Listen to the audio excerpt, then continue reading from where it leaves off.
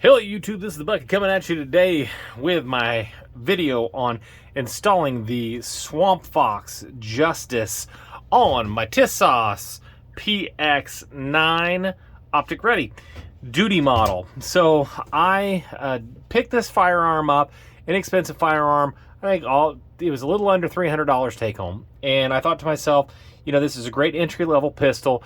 Let's walk through all the steps. Took it to the range, shot really great, and thought, let's see what it, let's go through the process of installing a red dot. That means I have to pick one out. And I've run a Swampfox before. They're a good budget red dot that I think is a quality red dot. I've had really good luck with those red dots, and I think that they're appropriate for somebody that's wanting, that may have picked up the Tisas PX9. So these retail, you can pick them up on Amazon right around that $200 mark. They come in red, they come in green. Now there's two models, and you'll see them tied together a lot. There's the Justice and the Liberty, and they're the same red dot, except the Justice, which is the one I picked up, has a slightly larger red dot at the top. It's a 1x27, and I want to show it to you here. And if you look at it, you can see that it actually flares out a little bit, which is going to give you a little bit more lens to pick up. So it'll be a little bit easier to pick up that glass, which theoretically could make it a little bit harder to conceal and carry, but it'll also be a little bit quicker acquisition. So for me, I'm old in my eyes. I have a dead right eye, so anything that can help me out is going to be good for me. So I went ahead and I picked up the Justice as opposed to the Liberty. Now, let's talk about these red dots. So this one's going to be 1.78 by 1.27 by 1.04, which is definitely still concealed and carryable. This is a 3.0 MOA, not a 6 MOA. This will give you the ability to get a little more accurate shots at slightly further distances, but the reticle is going to be a little bit smaller, so you may be running it on a higher setting. There are 10 settings of brightness. This is made out of 7075 T6 aircraft aluminum, which should mean that it should be durable enough. The battery life is 425 hours set to the brightest level. One of the cool things about this is it is shake and wake, which means that when you put it down, when you put it in your drawer at the end of the day, it is going to turn itself off, which means that it's a red dot that you can just put on whenever you need it, and it should be able to save enough battery. One of the other cool things is the battery does not need to be taken, the red dot does not need to be taken off to be able to change out the battery. So I would never carry a red dot that you could not change out the battery without I would never carry one that you actually had to remove the red dot to get to the battery, because I don't want to mess with resighting it every single time that the battery goes dead.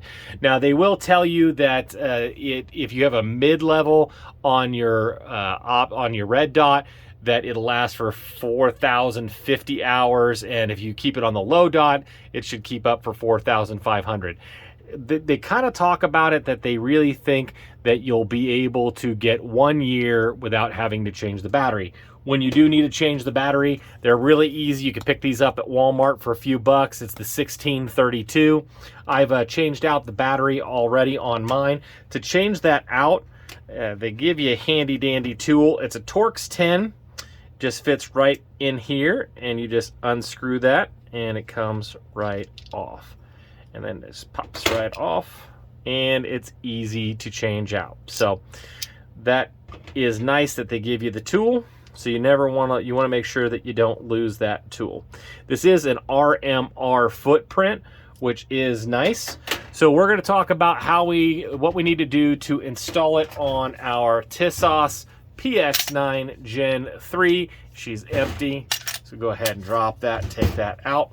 To remove this optic plate, you're going to need a 2mm Allen head wrench. Sorry to interrupt the video, but Tisas actually reached out to me on one of my other videos after I already mounted this red dot, and I wanted to give that piece of information because I think it might be helpful for some of you. So sorry for the disruption, but I want to go over that. So we have the screws here and in the mag well, and Tisas wanted me to show you something. So when you open up your package and you look in the back straps, there is a pin that will actually help you drive out the roll pin to change out your back straps. But this pin, they told me, actually doubles as something else, and it doubles as the hex driver that you would need for the optic plate and add your mag well, which I think is super, super cool. So if you don't want to use your two millimeter or 5/16 Allen wrench, the tool that they give you will actually work on both of those. So back to the rest of the video.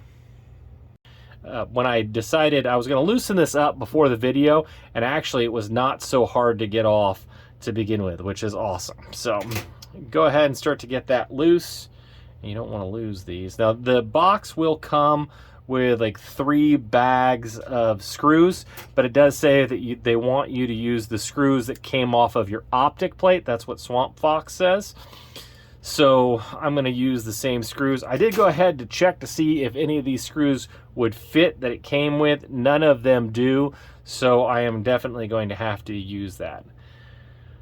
The optic plate is a snug affair for sure, so you kind of need to wiggle, wiggle, wiggle. And this side wants to hold on a little bit tighter than that side, but give it a little bit of go, it'll come off.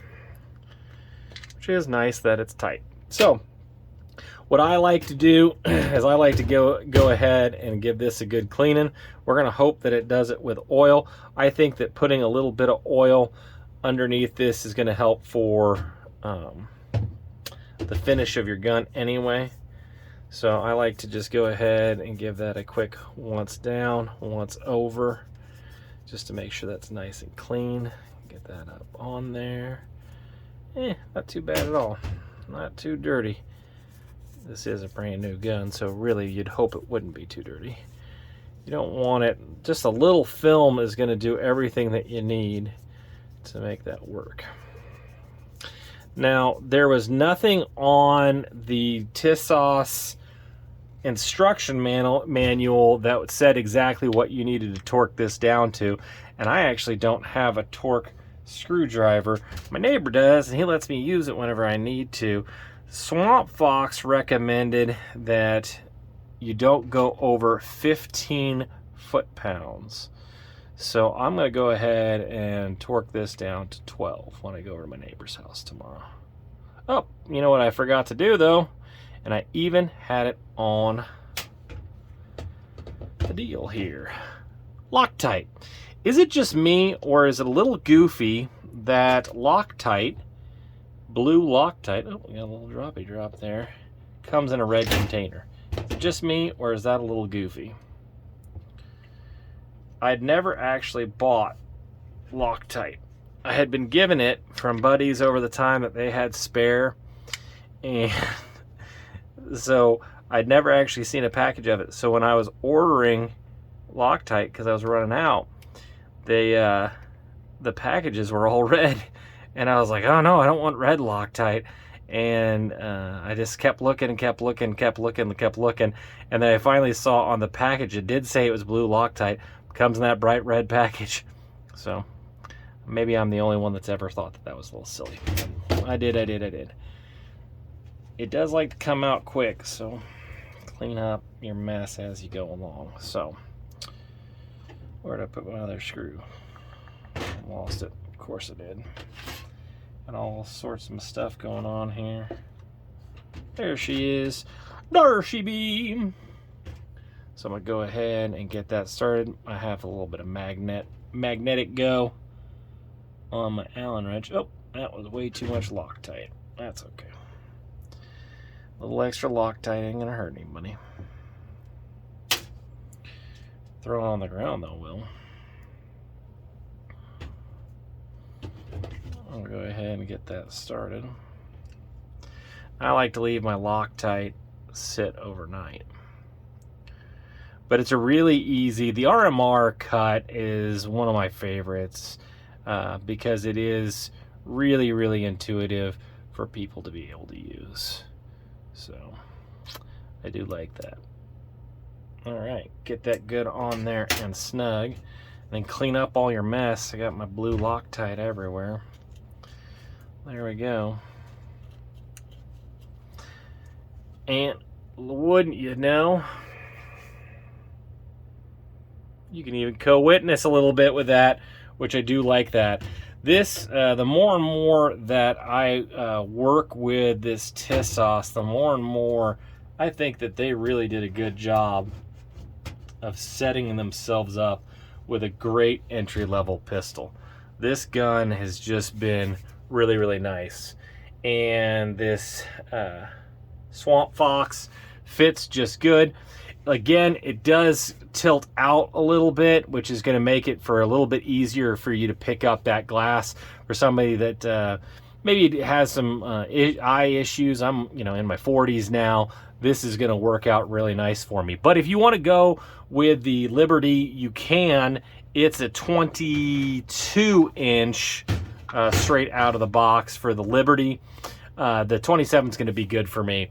Like I said, I've had really good luck with it. I'm going to go ahead and I'm going to run this. I'm going to carry this a little bit. Some people have been telling me that I can get some XD holsters and they should work out just fine. So I'm excited to get this to the range. I'm going to use my bore sight to go ahead and get that started, and then we're going to go ahead and get this zeroed and play with this at the range. So I really want to appreciate everybody for all the support that they've been giving me. The channel's really growing. We're getting a lot of new subscribers. The likes, the shares, the comments are really, really appreciated. And as always, you stay classy, YouTube. Little middle baby bucket. Do you want to live in California? No! Why? Because I'm not a communist.